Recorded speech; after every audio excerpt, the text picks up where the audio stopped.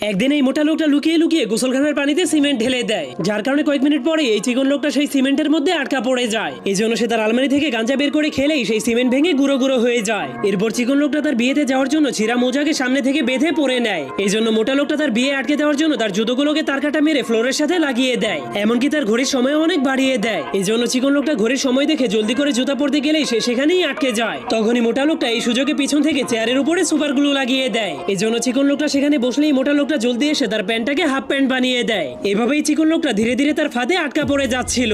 এমনকি মোটা লোকটা লুকিয়ে লুকিয়ে তার আয়নাতে ব্রাশ লাগিয়ে দেয়। এই জন্য চিকন লোকটা আয়নাতে নিজের চেহারা দেখার পর মনে করে তার দাড়িগুলো অনেক বড় হয়ে গিয়েছে। এই জন্য সে মেশিন দিয়ে তার দাড়িগুলোকে কাটতে গেলেই মোটা লোকটা খাম্বার উপরে উঠে কারেন্টের ভোল্টেজ বাড়িয়ে দেয়, যার কারণে মেশিনের স্পিড অনেক বেড়ে যাওয়ার কারণে তার বিয়ের পোশাকগুলো একদমই নষ্ট হয়ে যায়। তখন তার এই অবস্থা দেখে মোটা লোকটা তাকে নিয়ে মজা করতে শুরু করে দেয়। এই জন্য চিকন লোকটা অনেক রেগে তাকে মারতে গেলেই সে দেখতে পায় তার বিয়ের সময় হয়ে গিয়েছে। এই জন্য সে জলদি করে একটা ব্যারেল পরে